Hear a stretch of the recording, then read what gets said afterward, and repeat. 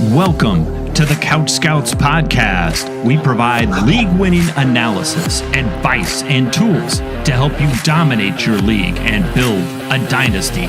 Scout, draft, win. Here's your host, Matt Cooper.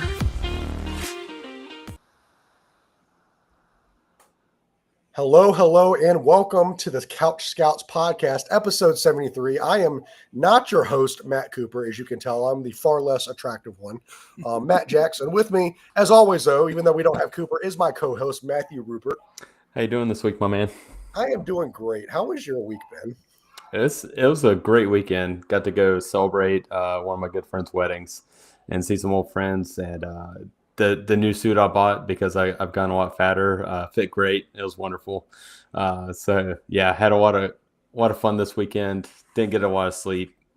Paying for it now, but yeah, it was great. How about y'all? Weddings are always a good time, man. Now we went to Clemson for the weekend to see a softball game, and so this is weird, right? Like I always hear like the Clemson hate, especially when it comes to the football team. Dude, driving around that campus, talking to people, I have never met a more friendlier group of people than the people on Clemson's campus. Like, it was wild. Like, it was yes, sir, yes, ma'am, no, sir, no, ma'am. Like, people offered us snacks to our kids during the softball game. Like, it was wild, super nice. So it was good to get away. But of course, we're not talking about our weekends because most of y'all might not care about that. What we are talking about tonight is fantasy football and these prospects, man. On this episode of tonight's podcast, we're going to be continuing our Inside the Prospect series, but tonight's a special night because we're doing things a little bit differently tonight. We're calling this podcast the QB Showdown. We're really excited about this as we put two prospects that, in a lot of people's eyes, especially in NFL mock drafts, might not be the case in real life fantasy drafts, but at least in these mock drafts are neck and neck for QB1. If you guys play in Superflex leagues, look, the quarterback position is the most important position. That's the position that you've got to get right. It drives your Superflex dynasty roster. So we're going to talk about those guys tonight. We're going to talk about two in particular. That is Miami's Cam Ward and Colorado's Shedeur Sanders. But don't you guys worry. Even though we don't have Cooper, we've got a special guest with us tonight. We have brought our QB guru, the guy that does all of our QB profiles on our rookie guide that you guys now have access to, volume 1. That is bringing on John, Fosbury 64 on Blue Sky. You guys are over on Blue Sky. John, how the heck are you doing, my man? I'm doing great. It's so nice to be back on the podcast. I feel like it's been, a long time since we've done some QB talk, and I know this year is not as good as last year, but hey, like, these guys got some skills, and I'm excited to get going. Yeah, no, it might be a weaker class this year compared to previous classes, but you still have to talk about it, right? There's still maybe some diamonds in the rough, some guys that could potentially slide into that super flex spot on your roster. So we're going to hit it tonight. We're going to talk about all of these things. And the first guy we're going to talk about is Cam Ward. So he's a 6'1", 219-pound senior from Miami. And guys, Cam Ward's kind of traveled a little bit all over the place. He's got some miles on him, if you want to call it that. He started his career at Incarnate Word, if you've ever heard of that school, then transferred to Washington State, spent a few years there before transferring to Miami for his super senior year.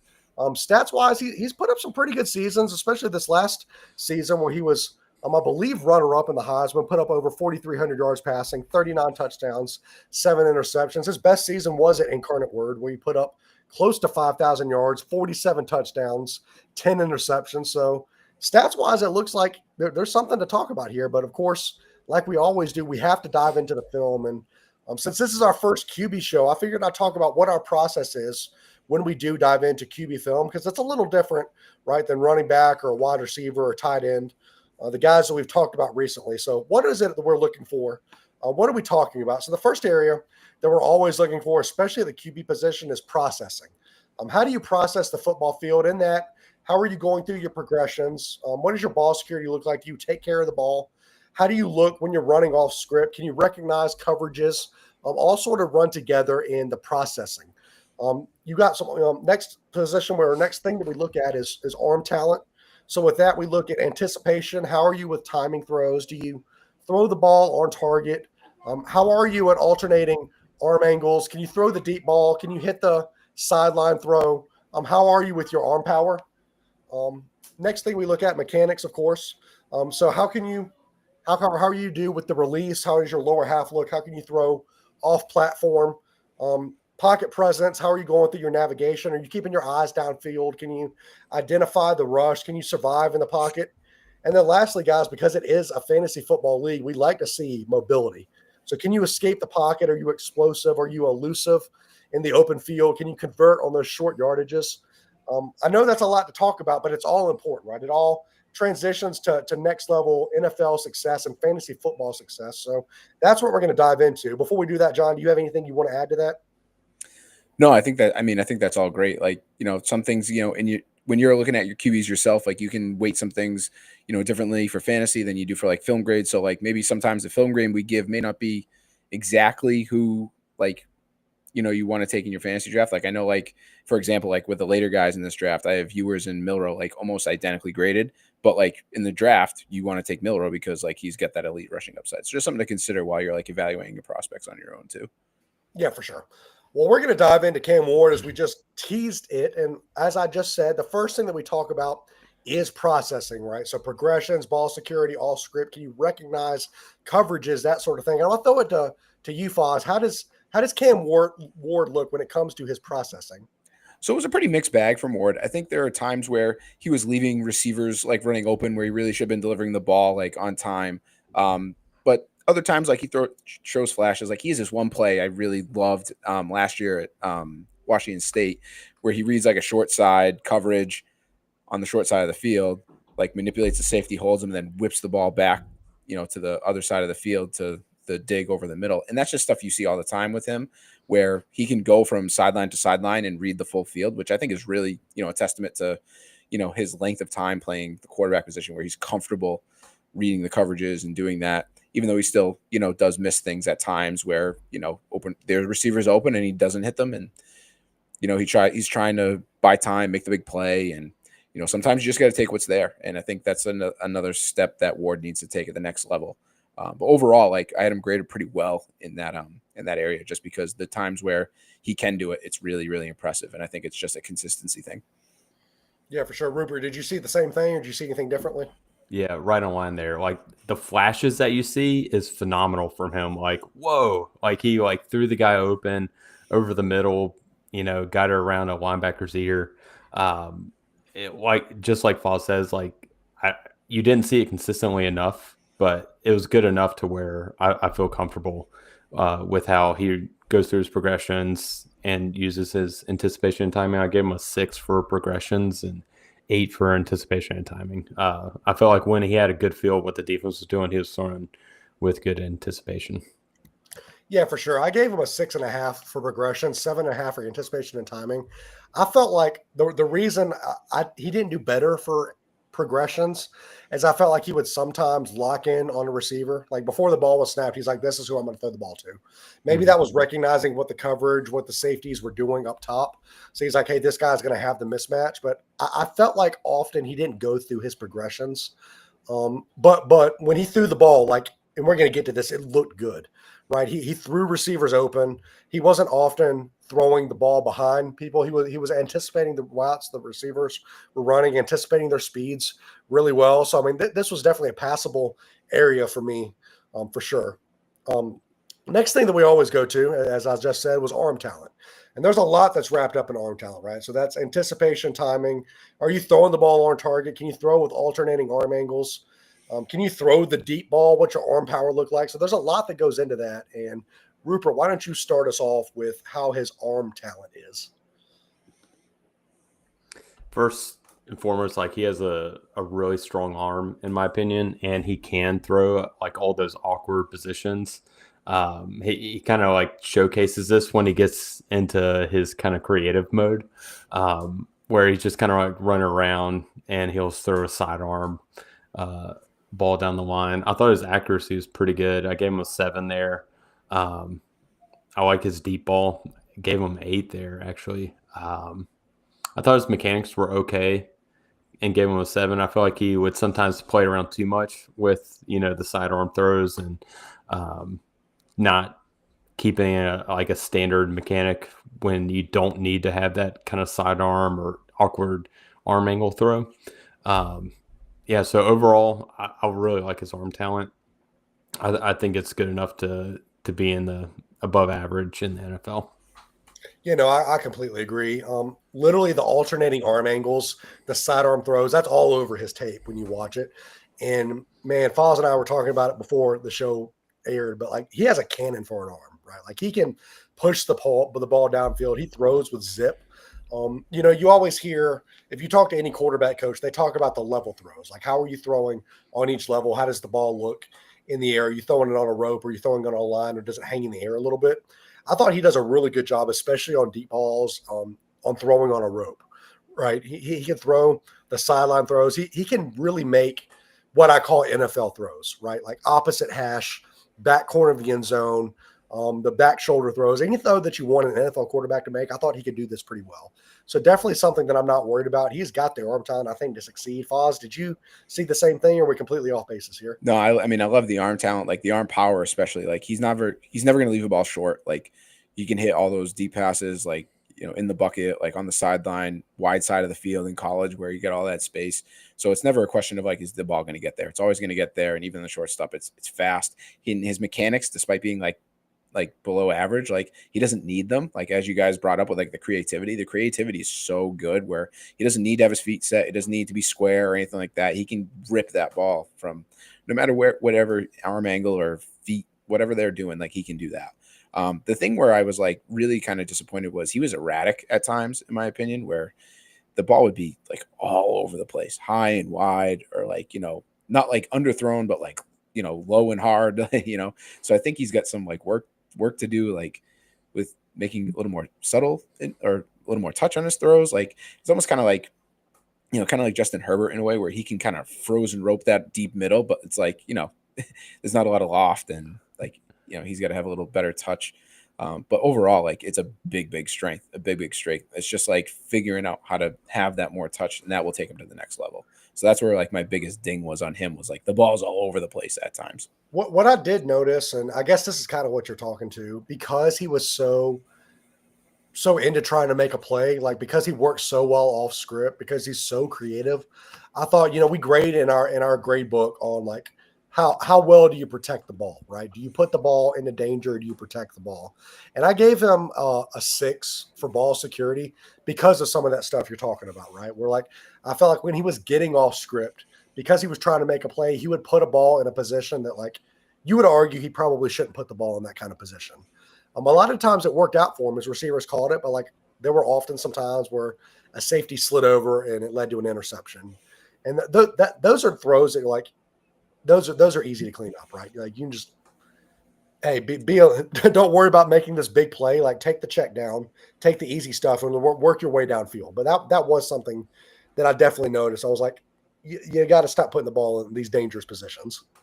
Yeah, it was kind of reminding me, like he reminded me a lot of Jameis Winston, like almost kind of like maybe like a little better version of Jameis Winston. I was about to say a better version.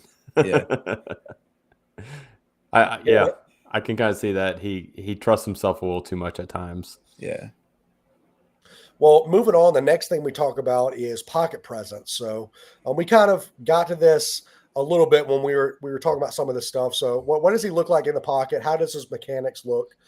Can he identify the rush? What does his lower half look when he's throwing the ball? Mechanics, pocket presence, they kind of go together. So Foz, I'm going to throw it to you. What did you see when it came to his mechanics, how he works in the pocket? Yeah, I think mechanically he definitely has some work to do, like, with his feet, and, has a kind of a long delivery, I think. But, in terms of like the pocket stuff too, like he's okay. I think he can be really casual at times with how he like manages the pocket. Like he drifts, like he's not really he's not kind of aware of the rush, which I think plays to his strengths at times where like he's not phased, but there are other times where like, like he's getting pressured and like he shouldn't be. And like, there are times where like he's trying to make a play where he really should stand in and just like get the ball to the open guy. And so I think he's got like some things to build on in the pocket, like some good things, but like, really just, I think he needs to kind of buckle down a little more with like his pocket presence and his mechanics. Cause like he's got all the raw talent. It's just like figuring that out. Yeah, no, I'm kind of in the same way. Like I thought his mechanics were okay. I thought sack avoidance. I gave him like a 7.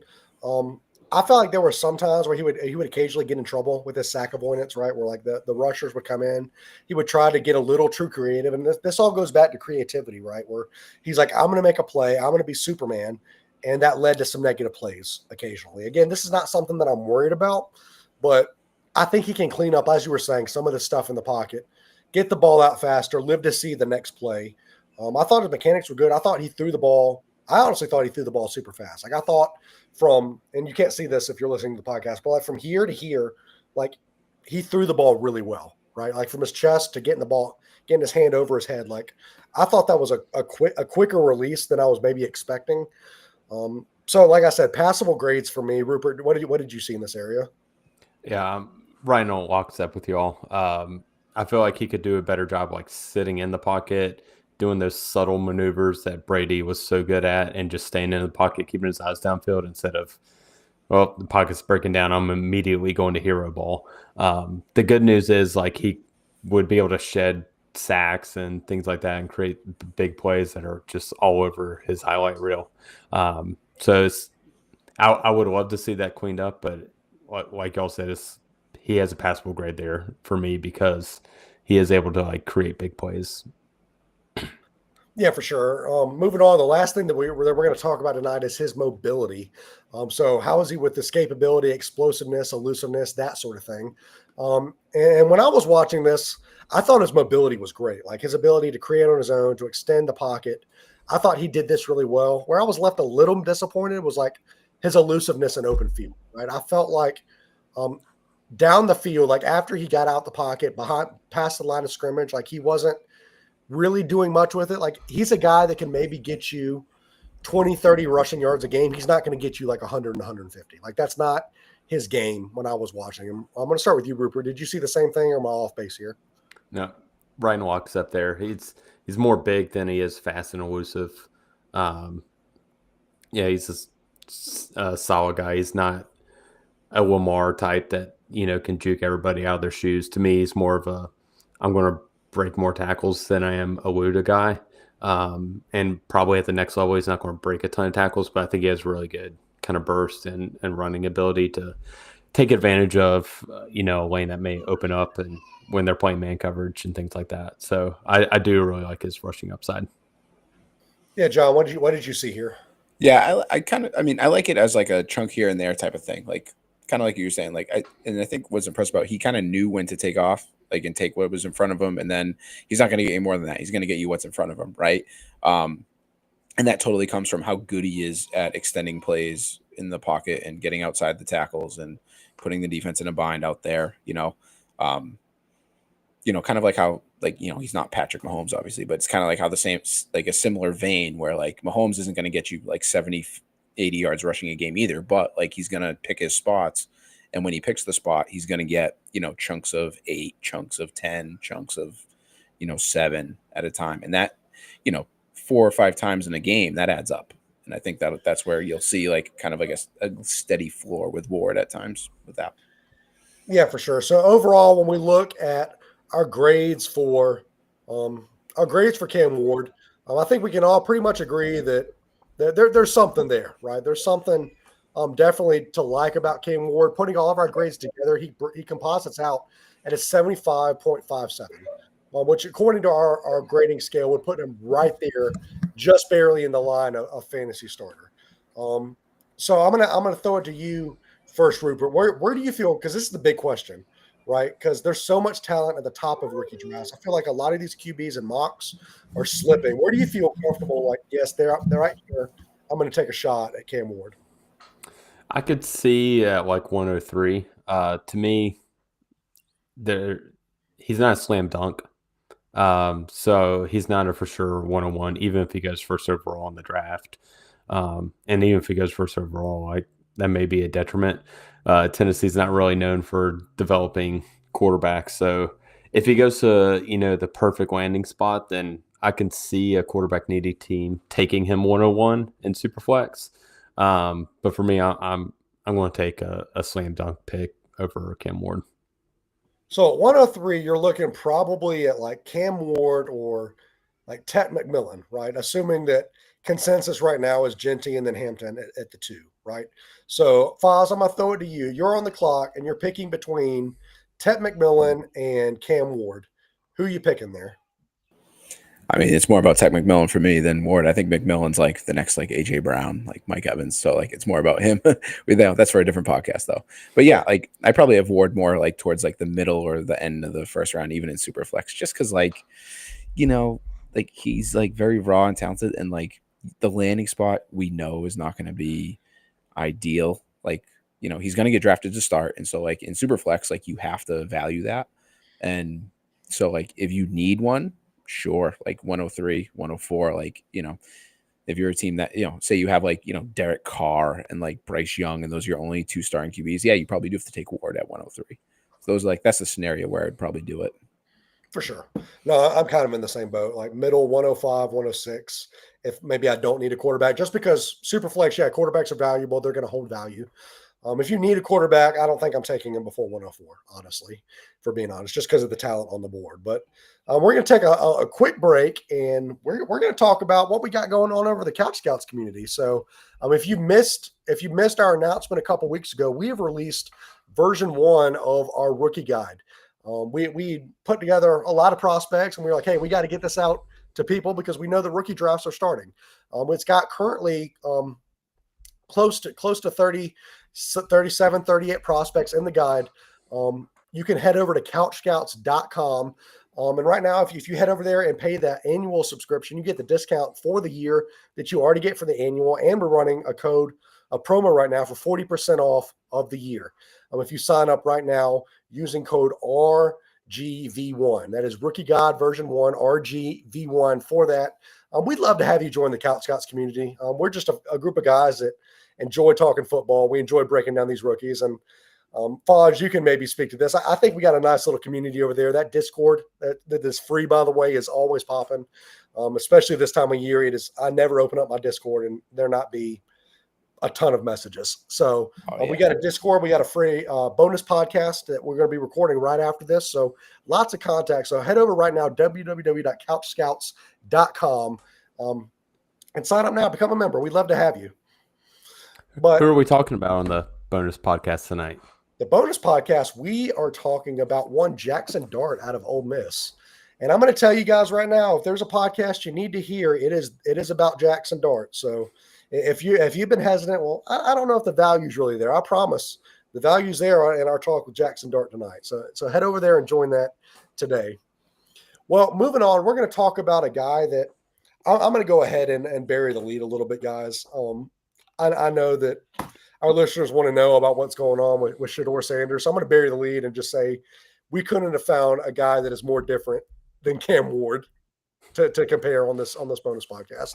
We are going from, hey, are we taking this guy to 104 to are we taking this guy in the first 3 rounds? I don't know. We're going to talk about it though, but we're going to talk about Shedeur Sanders, 6'1", 212-pound senior, started his career at Jackson State. If you recognize the name Sanders, yes, that is Deion Sanders' son.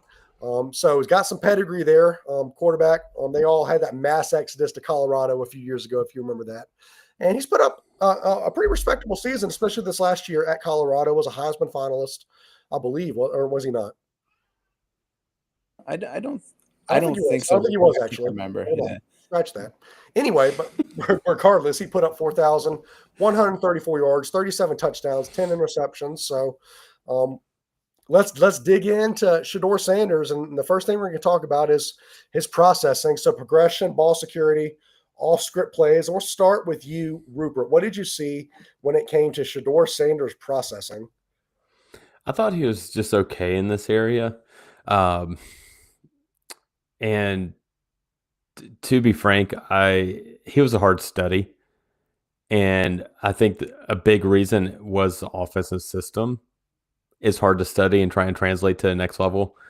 Basically, none of it translates. It was just a bunch of RPOs, throwing at or behind the line of scrimmage, occasionally throwing a little further down the field to Travis Hunter. Other than that, like it was, to me, I don't know if you agree, Foz. It's just so hard to evaluate. I don't feel like the offense set them up to truly run through progressions with consistency. And the offensive line also didn't help. It was atrocious. But I think I did see like flashes there of going through progressions, kind of going left to right and then hitting his check down behind the line of scrimmage. So I thought he was passable there, but nothing to write home about. I don't want to ding him too much again because I feel like the system didn't help with the evaluation of this. Yeah, I'm not. Yeah, I'm not sure. Like, I mean, Pat Shurmur's not in the NFL anymore for a reason, I think, right? And I think the progressions and like the reading thing was the area where I was most encouraged by Shedeur. I think that's where you can see his pedigree the most in his game, where I think he has a really good understanding of what the defenses are trying to do and how to exploit the zones. Like, I think, when we talk about his arm, like his anticipation, like on some of these like short throws and in the zones, like it's pretty good. And I think like he knows how to like go all the way across and find his outlets and find like the short stuff. So like, yeah, I mean, the sideways passes notwithstanding, I mean, you will never find another guy that hates these sideways pass RPOs more than I do. But like, I think like there are times where I was, like waiting for the receivers to clear and like the mesh plays. And like, he's a little late on the drive concepts. I was trying to watch more like before we got on. And, so there are things like he has to work on, but like in terms of like the reading and knowing where things are in the defense, I feel like he did well. And that makes me like, I don't like anything else about his game, to be honest, but like I think that makes me encouraged for like if he goes to like, a day ball on the Giants where like he can be coached up. Like I'm not worried about his mind like one bit for the NFL, but that's like the only thing I'm not worried about with him. I kind of lean more towards you, Falls, when I was watching him. I thought he went through his progressions really well. He would go from first to second and third, and then often that would lead to him checking back down to the running back or to the lower man on that screen pass. But I felt like he went through his progressions really well. I thought he was just average when it came to anticipation or timing. I felt like he often misjudged his receiver's speed. And we're going to get to this when it comes to arm talent and accuracy. I felt like the ball that he threw was often all over the place. Like I felt like he rarely anticipated like, hey, this is where the safety is going to be. This is where the corner is going to be. This is where I need to throw the ball. That was an area that I felt was a little lacking to his game that I'd love to see him clean up. But overall, like this isn't an area that I was like, let's put it this way. This wasn't his worst area. We're going to get to some of that later, but I thought, anticipation, progressions, it was at least passable for me. Of course, the next thing we're going to go to, since I've already teased it, is arm talent. So we're going to talk about timing. Does he throw the ball on target? Does he throw the ball with alternating arm angles? And like I just said, like I felt like his short accuracy was really good. I thought he could be really accurate, with between the short and intermediate areas. I thought downfield, especially on the sidelines, opposite hash throws, like that's where the ball for me felt all over the place. I felt like he often didn't really connect with his receivers. I thought that he would sometimes put the balls in positions where it didn't need to be, where a defensive back could jump the route or get onto it like that. I didn't really see a lot of alternating arm angles.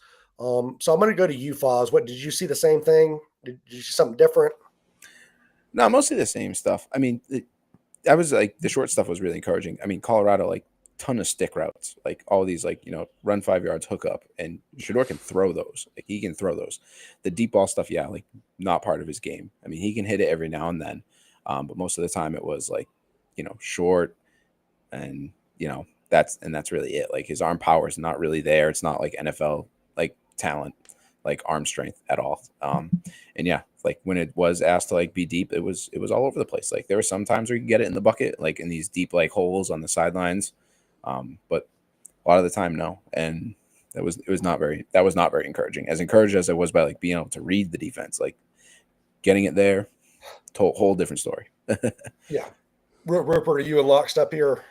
Yeah. I thought he played with pretty good like fundamentals, like played with a good base. His feet weren't all over the place. Just something seemed off when he was throwing anything like intermediate to deep down the field. It seemed like he struggled to really kind of get his hips behind it and get the throw out there. Like Paul said, it was a bunch of stick routes, slants, like those kind of things. He threw with good accuracy, led his receiver to where they can get some really good yards after catch. So that is uh, encouraging. It was just anytime he had to put more on the ball, it was just like we said, all over the place.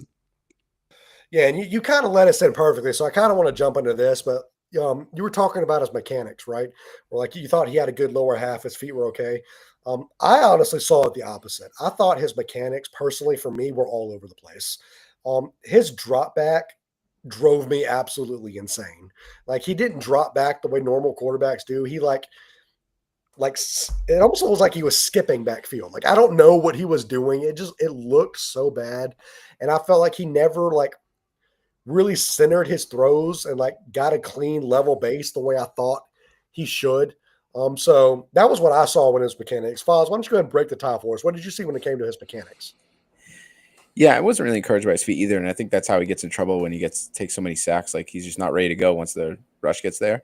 And another thing with the mechanics I saw was like this. He has like this like arm. He like pats the ball like right before he goes to throw it. Like it's like a clap the ball and then do it. And that's like that's like grade school type stuff that we try. That, you try not to have the QB do, and it's hard. It's really hard. Muscle memory to like get quarterbacks to stop doing that. So I get it.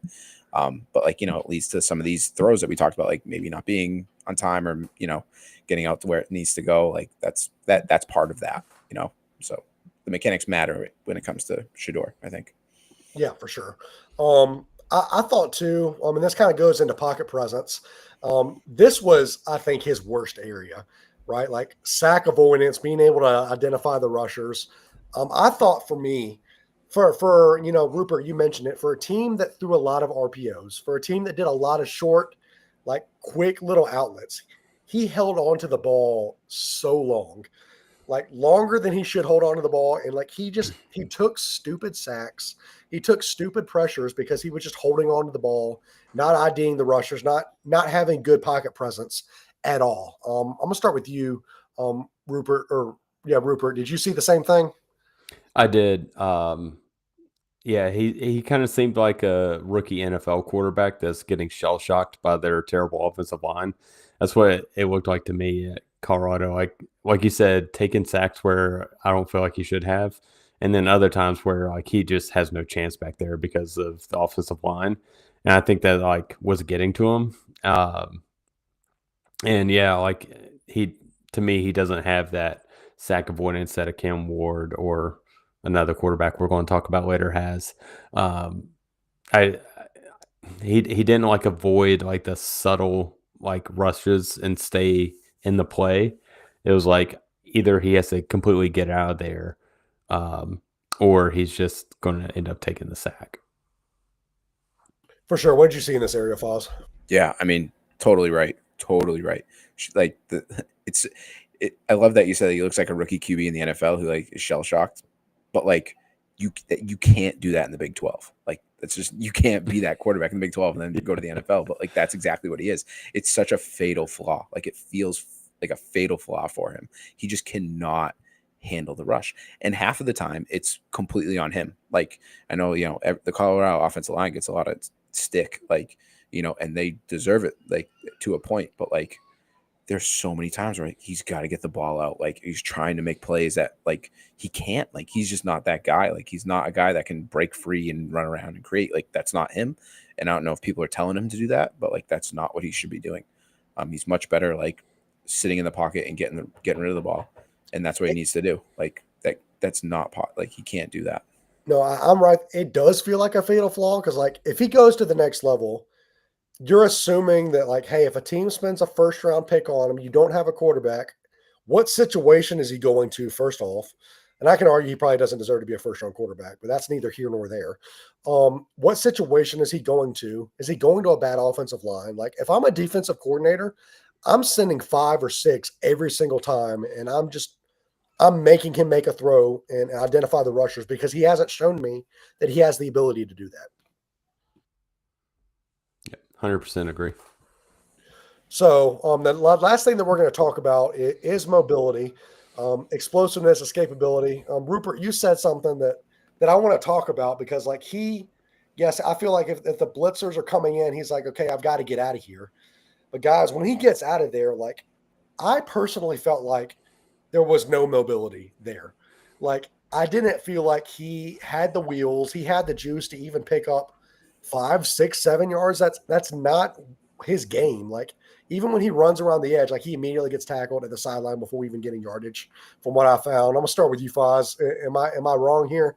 Not wrong at all. Yeah, he's not athletic. Like it, like he can do like a little bit extending, but like he's not gonna rush for first downs. Like that's not who he is. Like I'm expecting like almost nothing rushing wise at the NFL for him, just because I mean he's gonna get caught. Like he's not gonna turn the corner. He's not gonna make anybody miss. He's not gonna break a tackle. Like he's not that fast. So like what are we doing? Like he he's not like Mac Jones or whatever, but like he's not he's not even like he's not even like Caleb Williams, or he's not even like an average quarterback like rushing. Like it's not there. It's not there. What'd you see, Rupert, when it came to this? Yeah, same thing. It was a very stark contrast studying Ward and Dart along with Sanders in this category. Yeah, I saw the exact same thing. I feel like he's just basically going to have no rushing upside in the NFL.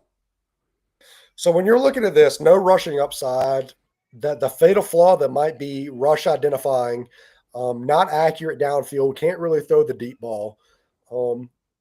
We've got some concerns, right?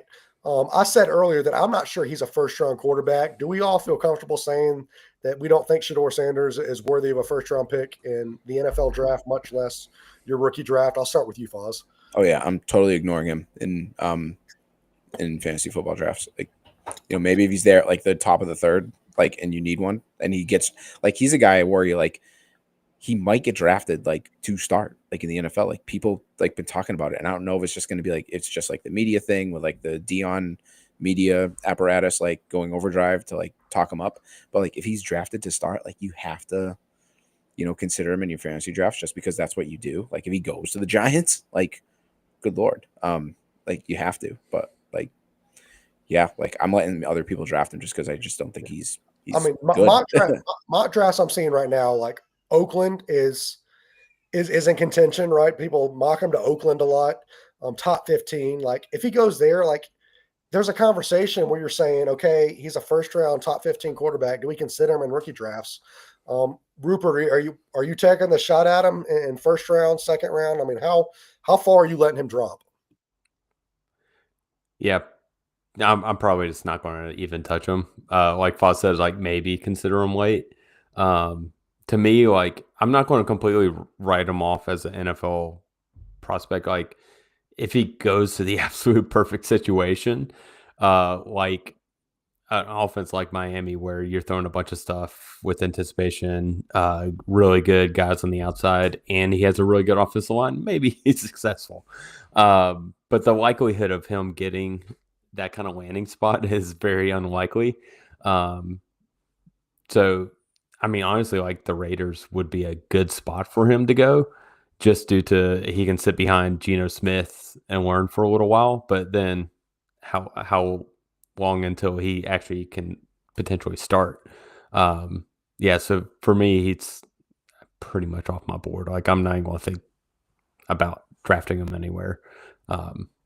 It just has to be like the perfect situation for me to consider it.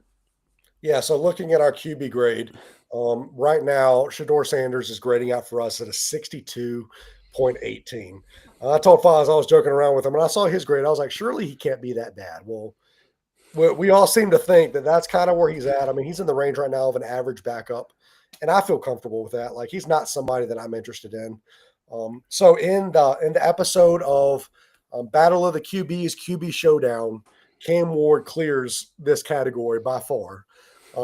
So that about does us for tonight on this main show, but make sure you guys subscribe to the site. You're not going to want to miss this bonus show because we've got some things to say about Jackson Dart, and there might be some conversations to have in your rookie draft. You're going to want to make sure that you check that out. If you're not in the Discord will be linked in our show notes. On Apple Podcasts, Spotify, everywhere you can find the podcast. We would love to have you. It's completely free to join, no fee, anything like that. We just want to connect with you. We want to get to know our listeners. We want to hang out and build a community. So you guys can find Matt Rupert on Twitter or X at Matthew Rupert FF. You can find me on Twitter at DevyMatt. Foz, you can find on Blue Sky, which I believe is the new Twitter, right, from what I'm hearing. Fosberry64 on that. Oh yeah, nice little fantasy community on Blue Sky. Definitely popping if you're looking to make the switch. It's there. Don't worry about it. I'm gonna check that out. I can hook you up. Well, we enjoyed having you guys. We enjoyed talking these QBs. We hope to see you guys